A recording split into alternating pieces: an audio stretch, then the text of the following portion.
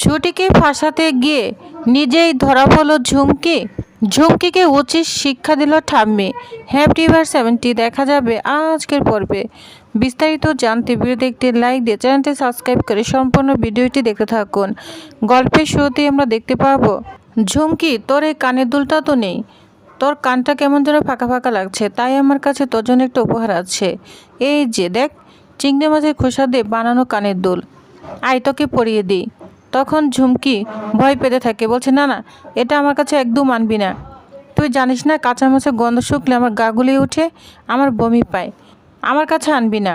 এটা বলে ঝুমকি দৌড়াতে থাকে, পিছনে পিছনে ছুটিও দৌড়াতে থাকে। এদিকে অভি বলে, আমার ডাকাত বউ একটা, মিষ্টি একটা বউ। তখন ঠাম্মি বলে, থামো বলছি, ওকে ছেড়ে দাও। ছুটি তখন বলে, না আজকে ওকে আমি এটা পরিয়ে ছাড়বো। ঝুমকি তখন বলে, না না একদম না, আমার কাছে আসবি না। ঠাম্মি তখন বলে, ছেড়ে দাও ওকে, ঈশা যাও ওকে হেল্প করো। ঝুমকি তখন বলতে থাকে, আমি সত্যি বলছি আমি চিংড়ি মাছ মেশাইনি। তখন সাবিত্রী বলে, তাহলে কে মিশিয়েছে?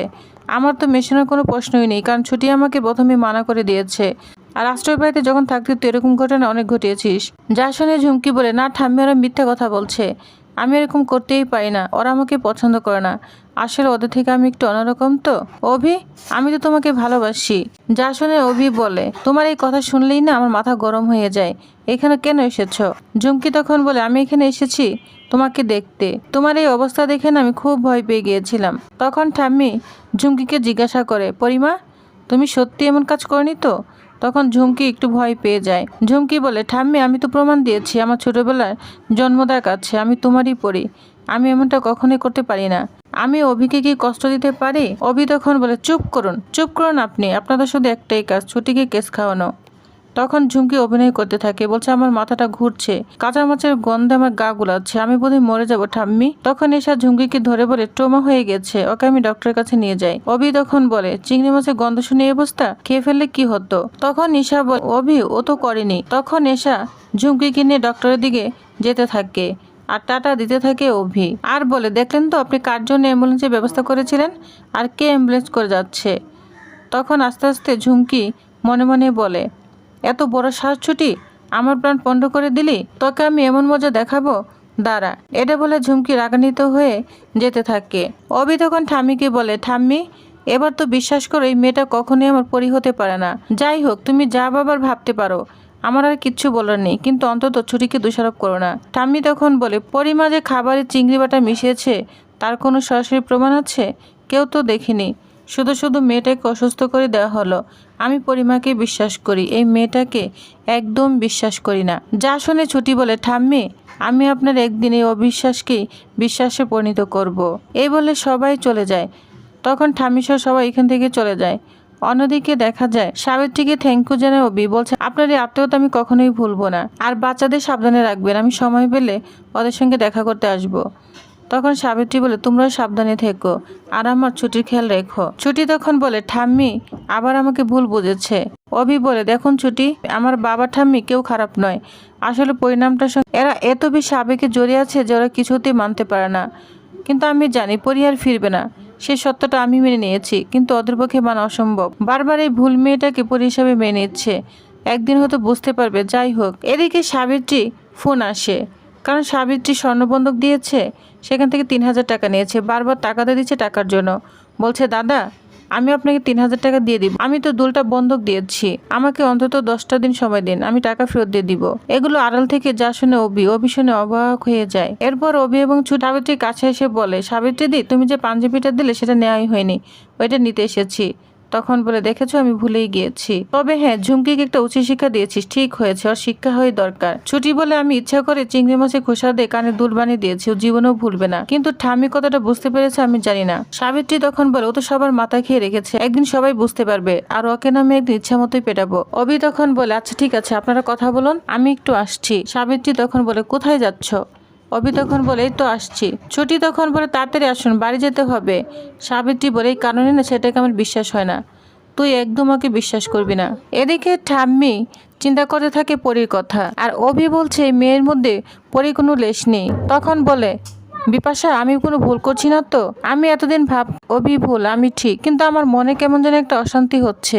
তখনই ওইখানে ঠাম্মির কল্পনায় বিপাশা চলে আসে, বলছে, জেঠিমা আপনি কি দেখতে পাচ্ছেন না আপনার সামনেই তো জ্বলজ্বল করছে পরি। অনেক সময় আমাদের সামনে অনেক কিছু থাকে আমরা দেখতে পাই না। তখন ঠাম্মি বুঝতে পারে তাহলে তো ওই পরিই হবে আমার আসল পরি। তখন ঝুমকিকে ঠাম্মি পরি হিসাবে আবারও মেনে নেয়। তখনই ওইখানে পরি চলে আসে, বলছে ঠাম্মি বিশ্বাস করো আমি কিচ্ছু করিনি, আমি চিংড়ি মেশাইনি।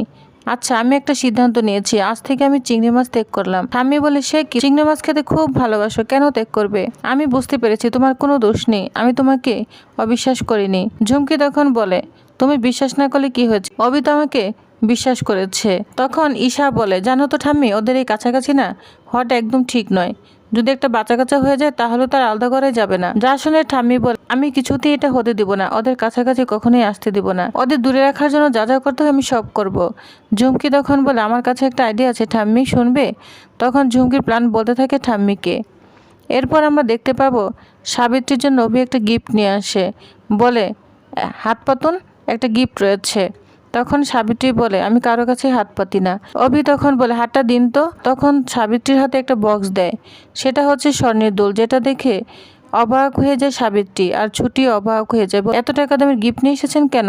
সাবিত্রী তখন বলে না না এটা আমি কখনোই নিতে পারবো না, এত দামি জিনিস পরার অভ্যাস আমাদের নেই, তুমি এটা ফেরত নিয়ে যাও। তখন অভি বলে একটা কথা বলুন তো, আপনি নিজের কানে দুল বন্ধক রেখে আমাদের জন্য জামাই ষষ্ঠী আয়োজন করেছেন, তখন কি আমাদের জিজ্ঞাসা করেছেন?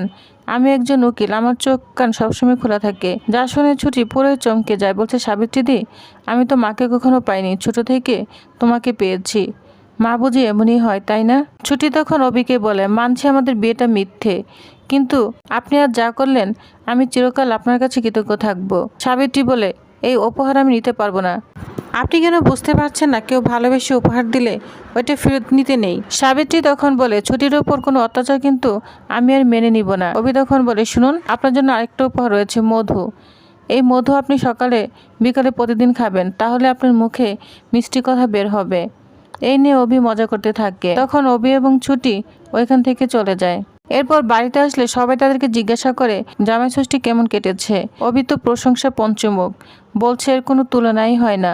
যা শুনে ঠাম্মি আরো রাগান্বিত হতে থাকে। এরপর ছুটি ভালো মন্দ খেয়ে এসেছে বলে বাসার জন্য ভালো মন্দ রান্না করেছে, পোলাও মাংস অনেক সুন্দর সুন্দর রান্না করেছে, সবাই খেতে বসেছে। ঝুমকি বলে আজকে ছুটি এত সুন্দর রান্না করলো, আজকে প্ল্যানটা করলাম, যাই হোক এটুকু লোভ তো আমাকে সামলাতেই হবে। তখন সবাই খাবার খেয়ে ভালো প্রশংসা করলো। ঠাম্মি তখন রাগান্বিত হয়ে বলে ছুটি এটা কি খাবার বানিয়েছো, মুখে নেওয়া যায় না? অভি তখন বলে ঠাম্মি কই খাবার তো ভালোই লাগছে।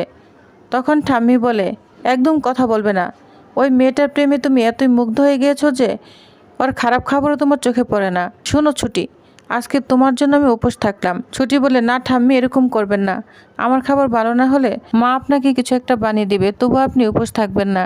কিন্তু ঠাম্মি ছুটির কোনো কথাই শুনে না, আরও রাগান্বিত হতে থাকে ছুটির ওপর। তো টিভিএস তার নেক্সট আকর্ষণীয় পর্বে কী হতে চলেছে, ঝুমকির এই ষড়যন্ত্র আবারও কি ধরা পড়বে ছুটি এবং অভির সামনে? এবার ঠাম্মি কি তাহলে উচিত শিক্ষা দিতে চলেছে ঝুমকিকে? তো নেক্সট আপডেটটি জানতে অবশ্যই আমার সাথেই থাকুন। ধন্যবাদ।